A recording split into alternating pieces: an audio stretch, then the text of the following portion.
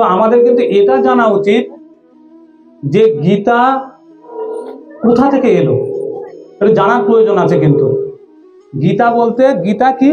ভগবান শ্রীকৃষ্ণের মুখ নিঃসৃত বাণী, তাই তো? এটা কিন্তু আমরা সবাই জানি। তো গীতার জ্ঞানটা কখন দেওয়া হয়? গীতার জ্ঞান যখন দেওয়া হয় তার রেসটা যতদিন চলতে থাকে ততদিন গীতার জ্ঞানটা থাকে। যেমন এর আগে কিন্তু গীতার জ্ঞান দেওয়া হয়েছিল, এই নয় যে ভগবান শ্রীকৃষ্ণ প্রথমেই অর্জুনকে গীতার জ্ঞান দিয়েছিল, তা নয়। এর আগেও গীতার জ্ঞান দান হয়েছিল। এর আগে গীতার জ্ঞান কে কাকে দান করেছিল?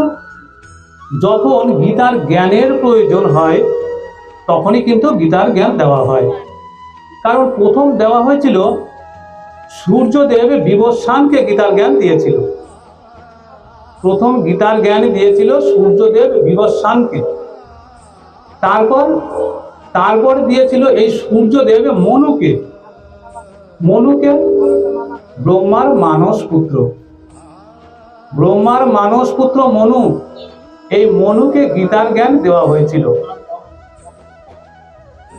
আর এই মনু দিয়েছিল ইক্ষ্বাকুকে। ইক্ষ্বাকু রাজা, ইক্ষ্বাকুকে দিয়েছিল। এই জ্ঞানটা দেওয়া হয় কেন? গীতার জ্ঞানে মানে গীতার অনুযায়ী আমাদের চলা উচিত নাকি? গীতার অনুযায়ী মানে গীতা যে জ্ঞানটা দেয় সেই অনুযায়ী আমাদের চলা উচিত। কিন্তু আমরা কি করি? আমাদের নিজের যেটা উচিত সেটা কিন্তু আমরা করি না। আর যখন না করি আমাদের দিন দিন যখন আমাদের অধঃপতন হয় তখন আস্তে আস্তে গীতার যে জ্ঞানটা এটাও নষ্ট হতে থাকে। জ্ঞানটা নষ্ট হয় না, আমরা তাকে অমর্যাদা করি। কিন্তু আবার ফিরে যখন আসে যে না, এই সময় গীতার জ্ঞান দেওয়া উচিত। এই নয় যে ভগবান শ্রীকৃষ্ণ অর্জুনকে গীতার জ্ঞান দিয়েছিল মানে তাকে বোঝানো হয়েছিল যে তুমি যুদ্ধ করো, তোমার যুদ্ধ করা উচিত। শুধু কিন্তু এটাই কারণ নয়, কারণ এই সময় ভগবানও বুঝেছিল যে গীতার জ্ঞানের প্রয়োজন আছে। তো ভগবান যে অর্জুনকে গীতার জ্ঞান দিয়েছিল শুধুমাত্র যুদ্ধ করার জন্য নয়, ধর্ম সংস্থাপনার জন্য কিন্তু তার সম্পূর্ণ ইচ্ছা বা তার পৃথিবীতে আসা মানে মর্তলোকে আসা মানব রূপে। ভগবান শ্রীকৃষ্ণ কিন্তু কেউ নয়, উনি কিন্তু স্বয়ং বিষ্ণু। উনি একটা রূপ নিয়েছে। আমরা কি পরমাত্মাকে দেখতে পাই? পাই না। কিন্তু কি করে দেখতে পাবো পরমাত্মাকে? যে আত্মা তাকেই আমরা দেখতে পাই না। আমাদের শরীরের মধ্যে আত্মা। ভগবান বলেছে তুমি সংসার করো। ভগবান কিন্তু একথা বলেনি যে তুমি সংসার ছেড়ে আমার সাধন ভজন করো। আমাদের বোঝার ভুল হয়।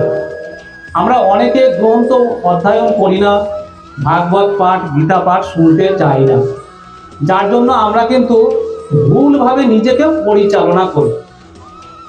এটাই কিন্তু হয়। আমাদের প্রতিটা মানুষেরই উচিত তাদের ধর্মগ্রন্থ সম্পর্কে জানা বা ধর্ম সম্পর্কে জানা। ভগবান শ্রীকৃষ্ণ গীতার জ্ঞান শুধু একটা কারণে নয়, অনেক কারণে। এই ধর্ম যখন অধর্ম এত ভাবে বেড়ে গেল তখন ভগবান অর্জুনকে গীতার জ্ঞান দান করলো। ভগবান কি বলেছে? यदा यदा हि धर्मस्य ग्लानिर्भवति भारत अभ्युत्थानमधर्मस्य तदात्मनं सृजाम्यहं परित्राणाय साधूनां विनाशाय च दुष्कृतं धर्म संस्थापनार्थाय সম্ভবামি যুগে যুগে। এটা অনেকেই আমরা জানি এই শ্লোকটা। এই শ্লোকটাই কিন্তু ভগবান শ্রীকৃষ্ণ বলেছিল। তার মানে এটা নয় যে শ্লোকটাই শুধু মর্যাদা দাও, শ্লোকটা শুধু মুখস্থ রাখো, তা নয়। ভগবান বলেছে যখন যুগে যুগে ধর্মের অবমাননা হবে, ধর্ম যেতে বসবে, ধর্মকে অপমান করা হবে, তখনই কিন্তু ভগবান যুগে যুগে অবতার হয়ে আসবে। আমরা আমাদের প্রতিটি মানুষেরই উচিত ধর্ম সম্পর্কে জানা, কিন্তু যদি আমাদের ধর্ম সম্পর্কে জানা না থাকে, আমরা আমাদের সন্তানকে কি শেখাবো? ধর্ম মানে এই নয় যে শুধু ধর্ম গ্রন্থ পাঠ করা, ধর্ম গ্রন্থ অধ্যয়ন করা, গীতা শোনা, ভাগবত শোনা বা পাঠ শোনা, এটা বড় কথা নয়। আমি আমার সন্তানের জন্য অনেক টাকা পয়সা রেখে গেলাম, অনেক টাকা পয়সা রেখে গেলাম, কিন্তু তার সাথেও আমাদের উচিত সন্তানকে সঠিকভাবে তৈরি করা। কারণ আমার যে কষ্টের টাকাটা আমি যে রেখে যাচ্ছি, সেই সন্তানকে সঠিকভাবে খরচ করছে। আমরা সন্তানকে ভালোবাসি, প্রতিটা মানুষেরই উচিত তার সন্তানকে সে ভালোবাসুক, কিন্তু সন্তানকে ভালোবাসুক তাই বলে এই নয় যে সন্তান কিভাবে সে টাকাটা খরচ করছে। খরচ করতে সময় লাগে না। যদি অনেক টাকা রেখে যায়, সন্তানকে যদি মানুষের মতো মানুষ তৈরি করতে না পারি, সন্তান তো খারাপভাবে খরচ করে ফেলবে। তো সন্তানের জন্য রেখে যাও, সঙ্গে সন্তানকেও সঠিকভাবে তৈরি করে যাও। আমরা অনেক সময় কি করি, গর্ভবতী মায়েরা ঘরে শুয়ে শুয়ে মোবাইল দেখি। হ্যাঁ, সেই সন্তান বাইরে এসে কি করবে? তোমরা কি মনে করো যে মোবাইল দেখছো তার এফেক্ট ভেতরে লাগছে না? লাগছে। তুমি যেটা খাচ্ছ সেটা তোমার সন্তান কিন্তু সেটাও খাচ্ছে, সে তো এক্সট্রা কোনো কাজ বাজও করছে না, সে কোনো উপার্জনও করছে না। তাহলে আমরা যেটা খাচ্ছি বা যেটা সেবা করছি বা যেটা আমরা ভেতরে দিচ্ছি, সেটাই কিন্তু সেই সন্তান সেটাও সেবা করছে বা সেটাও সে খাচ্ছে। তাহলে আমি যে পেটের উপরে রেখে মোবাইলটা আমি দেখছি, তার এফেক্ট কিন্তু ভেতরেও পড়ছে। আমরা অনেক সময় বলি, গর্ভবতী মহিলারা বা মায়েরা, তোমরা গীতা ভাগবত শোনো। পৃথিবীতে তুমি কি মনে করো যে তুমি এসেছো কি জন্য? যে আমি আসবো, ভালো খাবো, ভালো পড়বো, এটাই আমার কাজ? না, এটা কিন্তু কাজ নয়। আমরা যখন পৃথিবীতে আসি, ভগবানকে বলে আসি। আমাদের 84 লক্ষ যোনি পার করে তবে কিন্তু আমাদের এই মানব রূপ পেতে হয়। 84 লক্ষ যোনি পার করে তবে আমরা মানব রূপ পাই। কি মা কিছু বলবে? জয় নিতাই। আচ্ছা, তো প্রতি জনিতে আমরা বলি যে ভগবান তোমাকে মানব রূপ করে পাঠাও, আমি তোমার সাধন ভজন করব। আমরা প্রতি জন্মে বলে আসি, প্রতি জনিতে বলে আসি যে ভগবান আমাদের মানব রূপ করে পাঠাও, আমি তোমার সাধন ভজন করব। কিন্তু করি কি? করি না গো। আজকে আমি যদি অন্যায় করি, কোনো অন্যায় করি, আমাকে গ্রামের লোক শাস্তি দেবে, অবশ্যই দেবে। কিন্তু বাবা তুমি গোড়া থেকে যে অন্যায়টা করেছো, তোমাকে কে শাস্তি দেবে? তোমার কর্মফল তোমাকেই ভুগতে হবে। আজকে মনে করো যে একজন অপরাধী, সে অনেক অন্যায় করেও সে কিন্তু ভালো আছে, ভালো খাচ্ছে। অনেকের মনে প্রশ্নটা হয়, প্রশ্নটা অনেকের মনে নয়, যারা গ্রন্থ সম্পর্কে জানে না, বোঝে না, তাদের মনে কিন্তু এই প্রশ্নগুলো আসে, আচ্ছা ও তো এত খারাপ কাজ করে, এত অন্যায় করে, তো কি করে ভালো আছে? এক জন্মের কর্মফলে সব শোধ হয় না। যেগুলো ছোট ছোট কাজ, যেগুলো ছোট ছোট পাপ, সেইগুলো যদি সম্ভব হয় তোমার এক জন্মে শোধ করে দেবে। আর যদি তোমার বড় কোনো অন্যায় হয়ে থাকে, যেটা তোমার শোধ করতে করতে আর হলো না, বড় জন্মের অপেক্ষায় থাকতে হবে।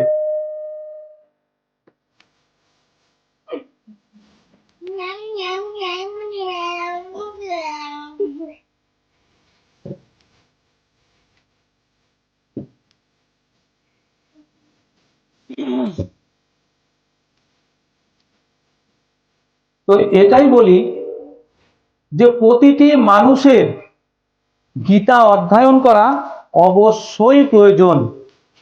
গীতার মাহাত্ম্যতেই আছে, গীতাধ্যয়ন শীলস্য প্রাণায়াম পরস্য চ নৈব সন্তি হি পাপানি পূর্ব জন্ম কৃতানি চ।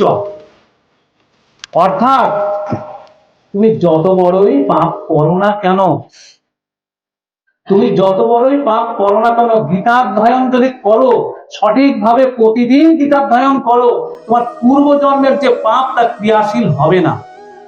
অর্থাৎ পূর্বজন্মের যে পাপ তার সাজা তোমার পেতে হবে না।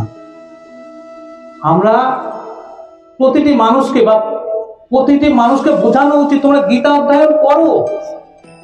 পৃথিবীতে এমন কোনো উত্তর নেই, তুমি যে প্রশ্নই করো না কেন, যার উত্তর গীতাতেই আছে। আগে তোমার প্রশ্ন করাটা জানতে হবে, নাকি? প্রশ্ন করা জানতে হবে।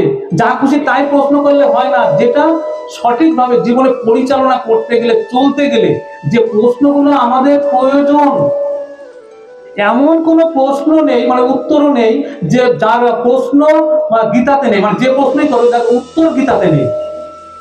সব প্রশ্নের উত্তর গীতাতে পাওয়া যায়। বেশি নয়, আমি কিন্তু ধর্মের লাইনে আসি এই গীতা অধ্যয়ন করে। মিথ্যা বলবো না, আমি আর বাকি 5টা মানুষের মতনই ছিলাম। আমিও পড়াশোনা করেছি। তো যাই হোক, আমি ওই ব্যাপারে গেলাম না। তো আমি এক দোকানে বসে না গল্প করতাম। এটা ভেবো না যে আমি এখানে গল্প শোনাচ্ছি, তা নয়। গীতার কতটা গুণ আমি সেটাই বোঝাচ্ছি। আমি সত্যি কথা বলছি, একটা দোকানে বসে গল্প করতাম, শুধু সারাটা দিন গল্প করতাম, আড্ডা মারতাম, ইয়াকি করতাম। একটা সময় কথা বলছি, তখন পয়সা কড়ি আছে, বাবার পয়সা কড়ি ছিল বা আছে, তো তখন তো সব চিন্তা করিনি। তো আমি, সে কিন্তু ব্রাহ্মণ, তার নাম হচ্ছে বিধান গোস্বামী। তো ইউটিউবে যদি সে আমার ভিডিওটা দেখে, সে জানবে আমি তার কথা আলোচনা করছি। সে হচ্ছে এক কাপড়ের ব্যবসায়ী, তার নাম বিধান গোস্বামী। তো ব্রাহ্মণ তিনি। তো তার দোকানে বসে আমি গল্প করতাম। আর দেখবে মা একটা জিনিস, যে ধর্ম কিন্তু জানে না, পড়ে না, সেই কিন্তু ধর্ম নিয়ে তর্ক করে। দেখবে মা একটা জিনিস, যে ধর্মগ্রন্থ সম্পর্কে জানে না সেই কিন্তু তর্ক করে। তো আমিও ঠিক সেরকমই ছিলাম, তার দোকানে বসে তর্ক করতাম। আর আমি যাই বলি, ও বলবে যে তোমার একটা ভুল, তুমি জানো না। কিন্তু আমি মনে করতাম এগুলো ঠিক মনে হয়। কিন্তু হঠাৎ করে কি হলো, আমার বাবা, উনি চাকরি করতো, সিআই ছিল। উনি যখন ছুটিতে বাড়ি আসতো, উনি গীতা অধ্যয়ন করতো। তো সেই গীতা আমার বাড়িতে ছিল, বাবা মারা যাওয়ার পরেও। তো সেই গীতাগুলো পরে আমি নিয়ে নিয়েছি। তো একদিন কি হলো, যে বাবা ডিউটিতে আছে, আমি সেই দোকানে বসে গল্প করছি। তো প্রতিদিন না তর্ক বিতর্ক হতো। হঠাৎ করে একদিন কি হলো, মাথার ভিতর কি হতো, পাড়ার লোক, পাশের লোক, দোকানদাররা বলতো কি, তোরা না কোনদিন মারামারি করবি, এরকম। কিন্তু মারামারি নয়, মানে এরকম পর্যায়ে চলে যেত। সেদিন হঠাৎ কি মনে হলো, আমি বাড়ি গিয়ে বললাম যে, তার আগে দোকানে বললাম যে না, আমি বাড়ি যাব, গীতা অধ্যয়ন করব, করে তারপর জেনে তোমার সঙ্গে আমি তর্ক করব। সেই চিন্তা করে আমি সোজা বাড়ি চলে গেলাম। বাড়ি গিয়ে আমার মাকে বললাম, মা, বাবা যে গীতা অধ্যয়ন করতো, সে গীতা কোথায়? তা বলতে, দেখ আলমারির উপরে আছে। তখন আমি ওই কি করলাম, ওই আলমারির উপর থেকে গীতা নামালাম। আর সেদিন থেকে গীতা অধ্যয়ন শুরু করলাম। যেটা সত্যি কথা, সেদিন থেকে আজকে পর্যন্ত, এখনো পর্যন্ত গীতা অধ্যয়ন বন্ধ করিনি আমি। কিন্তু গীতা এমন একটা জিনিস, যদি কেউ, আমি তো জেদ করে শুরু করেছি। গীতা এমনই না, গল্পের মতো মনে হবে আরো অধ্যয়ন করি, এরকম একটা সময় মনে হবে। তা এরকম করতে করতে আমি কিন্তু এই গীতার মানে অধ্যয়ন করে আমি ধর্মের লাইনে এলাম। তো এই জন্য আমি প্রতিটা মানুষকে বলি, তোমরা গীতা অধ্যয়ন করো। গীতা অধ্যয়ন করলে তার অবশ্যই মানসিকতার পরিবর্তন হবেই হবে। ভগবান শ্রীকৃষ্ণ এই জন্য কিন্তু শুধু যে তুমি গীতা অধ্যয়ন করো বা গীতার জ্ঞানের প্রয়োজন, এরকম নয়। ভগবান পৃথিবীতে আসে অনেক কারণের জন্য।